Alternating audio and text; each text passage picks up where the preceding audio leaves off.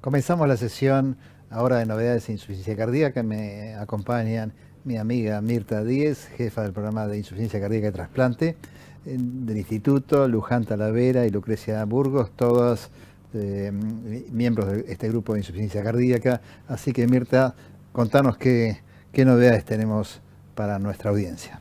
Gracias, Marcelo. Bueno, y realmente creo que nosotros tenemos muchas novedades para contarlos. Muchos venimos con un viento de cola de resultados positivos que van a mejorar, que están mejorando la evolución de nuestros pacientes. Vamos a conversar algunos aspectos que han actualizado datos epidemiológicos y de género, novedades en insuficiencia cardíaca crónica, fracción de eyección reducida, preservada, aguda, y las guías que, como ustedes saben, también han sido una importante novedad de estos últimos años.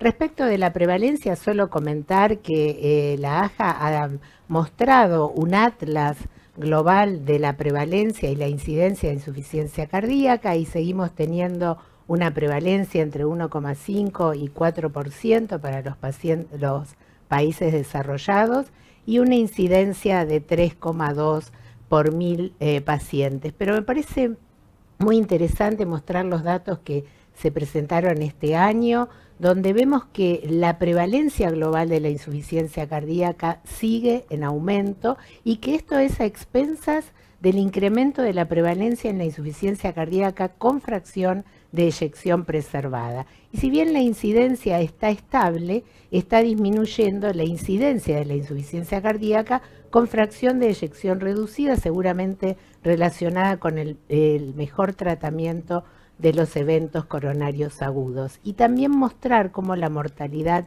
sigue siendo muy alta, una mortalidad al año del 15 al 30%, con una disminución de la muerte cardiovascular, pero con un incremento de la muerte no cardiovascular. Esto vinculado a esta población añosa, comórbida y frágil que estamos asistiendo en la insuficiencia cardíaca. Respecto del género, solo comentar que en la insuficiencia cardíaca con fracción de eyección preservada es la forma predominante en la mujer y que las mujeres seguimos estando subrepresentadas en los trabajos randomizados y se reporta una menor tasa de uso de la medicación orientada por guías. Y comentar que en un reciente metaanálisis que incluyó 8 trabajos clínicos randomizados, se vio que para el efecto de los bloqueantes neurohumorales hay una interacción entre la fracción de eyección y el género y que las mujeres nos beneficiamos de los bloqueantes neurohumorales en valores más altos de la fracción de eyección comparados con los hombres. Hablando de novedades en fracción de eyección reducida, ustedes saben las importantes novedades vinculadas con los inhibidores de CGLT2 y los datos del trabajo Victoria y Galactic. Con respecto a los inhibidores de CGLT2, 2 grandes trabajos que incluyeron una población cercana a los 8.000 pacientes entre ambos, que incluyó pacientes con insuficiencia cardíaca, sintomáticos, la mayoría predominando la clase 2, con una fracción de eyección menor del 40%, pacientes que tenían una muy buena tasa de uso de la medicación recomendadas por guías, que podían ser o no diabéticos, todos con péptidos natriuréticos elevados, y el uso de dapagliflozina en 10 miligramos logró una reducción del 26% del empeoramiento de insuficiencia cardíaca o la muerte cardiovascular, claramente significativo, y se observó, si analizamos los componentes de este punto final primario, un 30% de reducción de la hospitalización por insuficiencia cardíaca y un 18% de la reducción de la muerte cardiovascular, con una reducción del 17% de la muerte total. La empagliflozina, también en una dosis de 10 miligramos, comparada contra placebo, mostró una reducción del 25% del punto final primario, con una reducción similar, 32% de la hospitalización por insuficiencia cardíaca y una reducción del 8% de la muerte cardiovascular. En este estudio también se analizó un punto final renal importante, que fue el empeoramiento de la función renal que requiriese de diálisis o llegue a la insuficiencia cardíaca, a la insuficiencia renal severa, y se observó también una reducción muy significativa de este punto final, concordante con los estudios en insuficiencia renal. Así que los resultados, digamos, tan contundentes de estos trabajos hicieron que en las guías, además del uso de los bloqueantes neuromorales que constituían la triple terapia fundacional, se incorpore una cuarta columna, y ahora hablamos de la cuádruple terapia fundacional para el manejo de los pacientes con insuficiencia cardíaca crónica y fracción de eyección reducida. Otro trabajo en esta población es el estudio Victoria con vericiguat, que tiene, digamos, como novedad que es una molécula que tampoco actúa dentro de la vía tradicional de los bloqueantes neuromorales, sino que actúa aumentando el GMP cíclico y todos los efectos beneficiosos de vasodilatación periférica y antirremodelado. Este estudio incluyó pacientes con insuficiencia cardíaca, también 2 a 4, con una fracción de eyección menos de 45%, péptidos natriuréticos elevados, se exigían valores más altos que los estudios previos, pero creo que lo importante de esta población es que se requería el antecedente de una hospitalización dentro de los 6 meses previos. Esto seleccionó una población de alto riesgo con una tasa de 38% del evento combinado de morbimortalidad, y el estudio fue un estudio guiado por eventos y concluyó a los 10 meses de seguimiento, y mostró una reducción del riesgo relativo del 10%, que fue significativa, fundamentalmente guiada por una reducción de la hospitalización. Fue una droga que se mostró segura, si bien aumentó la hipotensión y el síncope, eso no fue significativo, y se puede utilizar en pacientes con insuficiencia renal con clearance mayor de 15 y no tiene impacto en el metabolismo del potasio. Otro trabajo publicado recientemente es el Galactic con el omecamtiv mecarbil, que es un activador de la miosina directo. Incluyó una población también con insuficiencia cardíaca clase 2-3, fracción de eyección menor de 35%. Un 25% de esta población se randomizó en la hospitalización, el resto tenía que tener un antecedente de hospitalización dentro del año, y este estudio fue un estudio que en el punto final combinado del tiempo al primer evento de muerte cardiovascular u hospitalización por insuficiencia cardíaca logró una reducción del riesgo relativo del 8%, pero es interesante ver que hay un efecto muy vinculado con la fracción de eyección, y que la disminución del riesgo relativo es mayor cuando la fracción de eyección es menor del 22%. Respecto de la insuficiencia cardíaca con fracción de eyección preservada, todos recordamos que veníamos de una serie durante varias décadas de estudios negativos, sea con los inhibidores con inhibidores de la enzima convertidora, con los antagonistas del receptor de angiotensina, e incluso el estudio ARNI, que también en el punto final primario fue negativo, y por primera vez nos enfrentamos frente a un ensayo clínico que dio positivo en esta población. Creo que esto es uno de las grandes novedades en la insuficiencia cardíaca en el último año. Ustedes saben que el estudio Emperor Preserve incluyó casi 6.000 pacientes con una fracción de eyección mayor del 40%, con insuficiencia cardíaca sintomática en clase 2 a 4, que tenían péptidos natriuréticos elevados.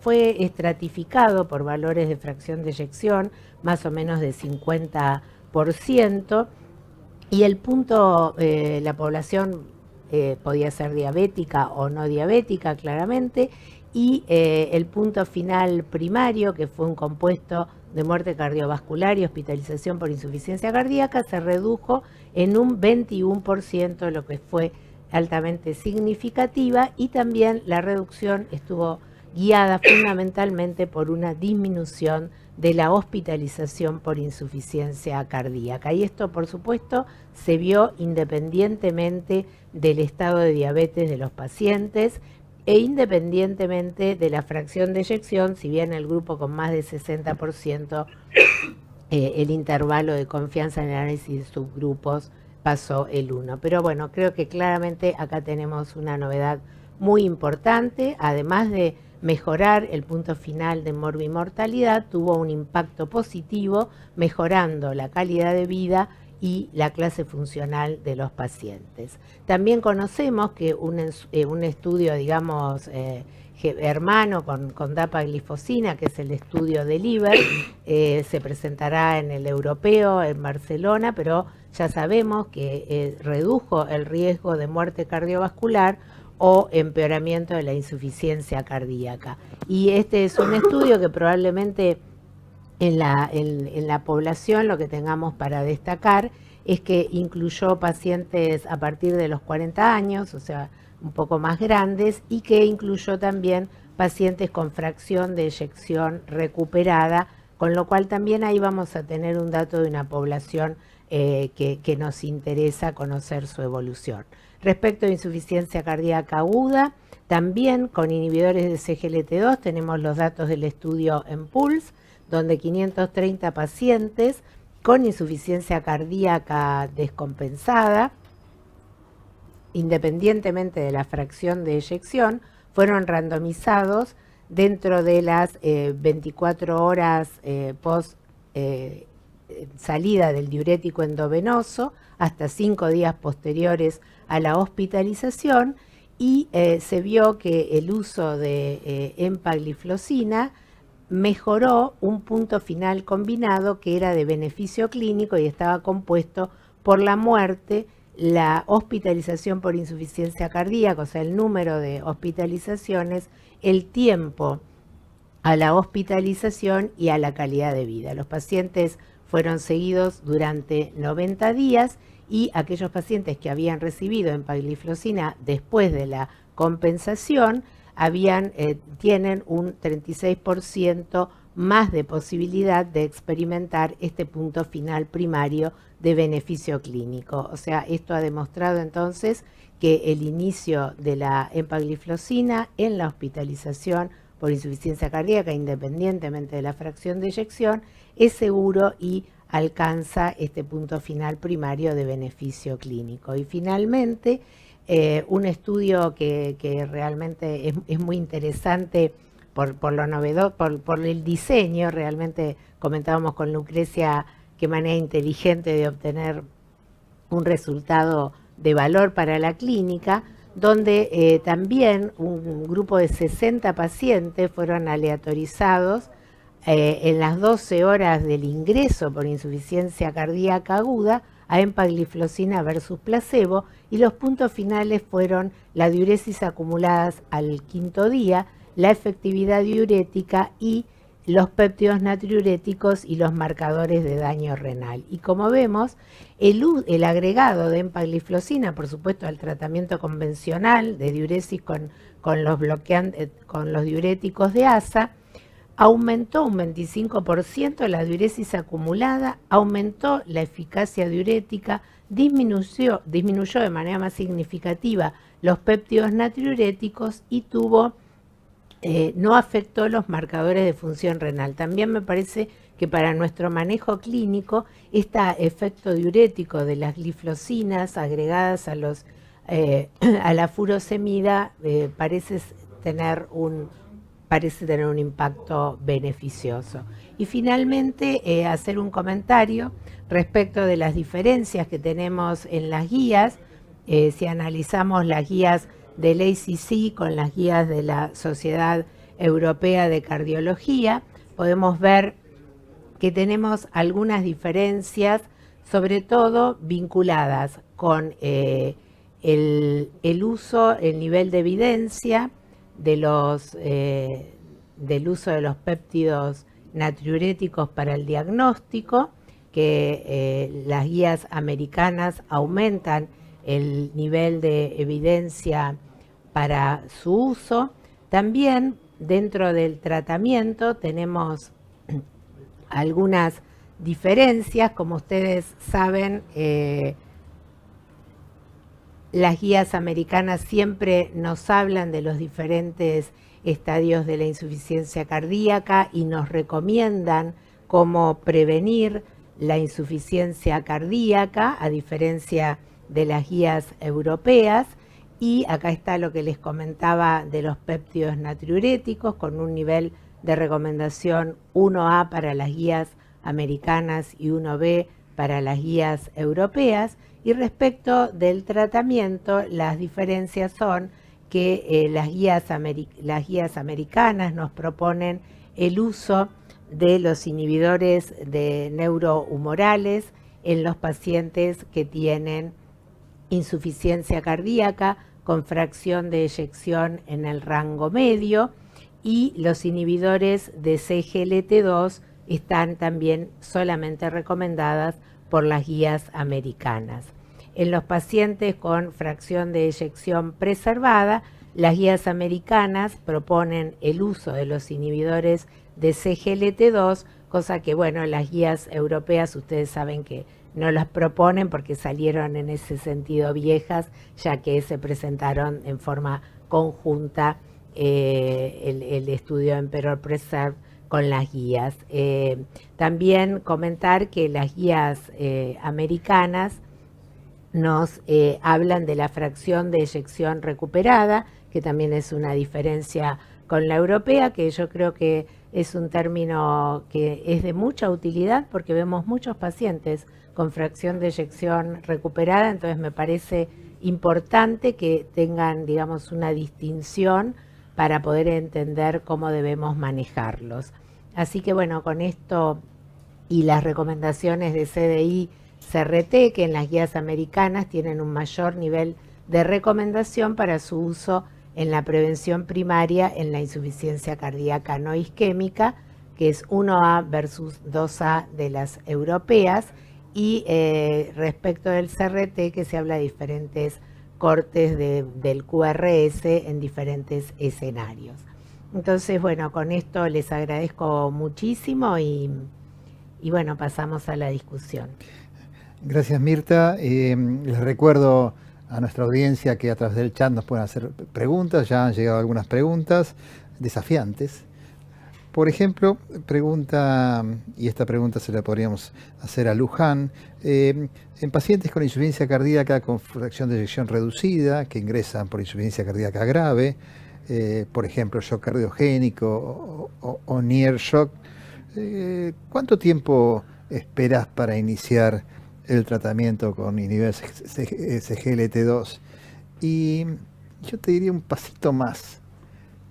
Tenemos dos opciones que parecieran ser equivalentes. ¿Son equivalentes? ¿Elegís alguno por alguna razón? ¿En algunos pacientes alguna? ¿En una otra? ¿O te da lo mismo? ¿O la disponible? ¿O la que sea más fácil de conseguir? Bueno, muy buena la pregunta.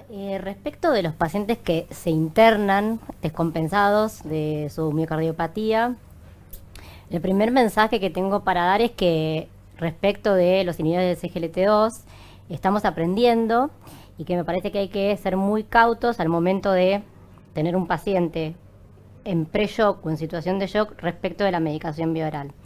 No tenemos evidencia de momento, siempre la recomendación es actuar rápidamente para sacar al paciente de shock con la medicación que ya conocemos y que está aprobada para eso.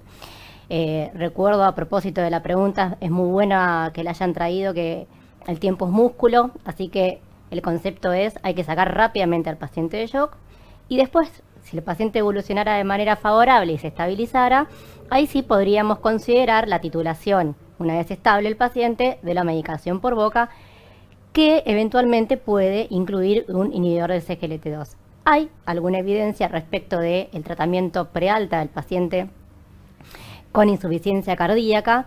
Una vez estabilizado, uno podría iniciarlo de manera junto con el resto de los medicamentos que ya todos conocemos, esta triple terapia que inhibe el sistema renina-angiotensina-aldosterona y el sistema nervioso simpático, podríamos agregar un inhibidor de CGLT2. Respecto de cuál prefiero, bueno, en verdad es difícil responder eso. Creo que estamos aprendiendo de los trials que nos están mostrando que todos parecieran en mayor o en menor medida, y esto es una opinión personal, ahora podemos preguntarle a Lucrecia, a Mirta qué piensan al respecto. Yo creo que de momento lo que tenemos es un efecto de clase y que podríamos iniciar cualquiera de ellos, es lo que yo pienso. No sé si quieren, Lucrecia, Mirta hacen internación y ven pacientes día a día, así que me parece que pueden opinar mucho mejor que yo respecto de eso. Concuerdo perfectamente con Luján. Creemos que tienen un comportamiento en términos de eficacia similar. Sabemos que la empagliflozina y la dapagliflozina tienen diferentes puntos de corte para el clínico de creatinina, con lo cual eso puede ser un factor que puede inclinar a elegir uno u otro. Pero actualmente las recomendaciones es un grupo de fármacos que en el mismo escenario clínico mostraron misma efectividad y seguridad. Nos faltan los resultados del ensayo de Liver, que en insuficiencia cardíaca con fracción de eyección preservada, que lo vamos a tener en agosto, que tiene similar población al ensayo con empagliflozina. Este sí incluyó pacientes hospitalizados con fracción de eyección preservada, así que creo que vamos a obtener información interesante. Y en esa misma sesión también se presenta el metaanálisis, así que lo que se intenta hacer o lo que se intenta demostrar es que son moléculas con un comportamiento similar en términos de eficacia y seguridad, y actualmente, guiándonos por la evidencia, es indistinto usar uno sobre otro, así que comparto perfectamente con Luján. Y yo te agregaría que me parece que se está dando un fenómeno de insuficiencia cardíaca que es tal el problema de la reinternación que cada vez uno tiende a ser más agresivo en la medicación prealta. Entonces uno ve que los pacientes se van de alta con una medicación ya bastante adaptada a lo que necesita el paciente. Obviamente después en los controles ambulatorios va a haber que ir adaptándola y demás, pero digamos se intenta que el paciente se vaya de alta con la mayor medicación posible para tratar de cubrir este problema que es la reinternación. Lucrecia, se habló de los péptidos natriuréticos. Vos estás haciendo una experiencia con ecografía pulmonar. ¿Cómo ves el tema de la vigencia de los péptidos natriuréticos y cuál es el rol de la ecografía pulmonar en perspectiva para que nuestra audiencia la conozca? Bueno, es muy buena pregunta y sobre todo la jerarquía que le dio la guía americana en la utilización de péptidos en múltiples escenarios. Actualmente los péptidos son muy útiles para establecer el diagnóstico y el pronóstico, pero no hay evidencia contundente para guiar tratamientos, sobre todo en el escenario de la insuficiencia cardíaca aguda, con lo cual necesitamos guiarnos bajo otros métodos objetivos para saber cuándo el paciente está correctamente tratado y en condiciones clínicas de poder ser dado de alta, dado que la persistencia y la congestión al alta es el principal factor pronóstico de reinternación, con lo cual nos tenemos que apoyar en nuestra clínica diaria de herramientas objetivas y nosotros utilizamos el ultrasonido pulmonar y de vena cava inferior para ver la congestión clínica y subclínica, lo que es la congestión hemodinámica, dado que hay muchos pacientes, aproximadamente el 30%, según los estudios, son dados de altas con congestión persistente. Así que creo que los péptidos ya han sido puestos a un lado para guiar el tratamiento y estamos guiándonos de nuevas herramientas, como es el ultrasonido. En otros países se utiliza el CA125 y algunos utilizan chalecos de bioimpedancia como el Red Vest, que es algo completamente atractivo. Creo que estamos un poco lejos de eso, pero ya la clínica como único método para guiar el tratamiento creo que nos estamos quedando un poco cortos y estamos utilizando la tecnología y biomarcadores para poder ayudarnos para guiar el tratamiento. Sin embargo, otros métodos de monitoreo a distancia pueden estar disponibles. Mirta, me gustaría que hagas una referencia en ese aspecto a los sistemas de monitoreo que uno puede tener en forma ambulatoria en el paciente con insuficiencia cardíaca. Y la última pregunta, que también me parece muy provocativa, y bueno, por ahí nos podríamos seguir contestando, pero se nos acaba el tiempo. Te felicitan por la charla, cosa que adhiero, por supuesto. Y querían consultar si en Argentina se comercializan el Omecamtiv y el Vericiguat, y aparte se comercializan. ¿Cuán aplicable es en nuestro medio, en un segmento de población empobrecida con polifarmacia y coberturas y obras sociales? ¿Cómo le ves su aplicabilidad en la práctica clínica? Bueno, empiezo por la primera pregunta, el tema de los sistemas de telemonitoreo.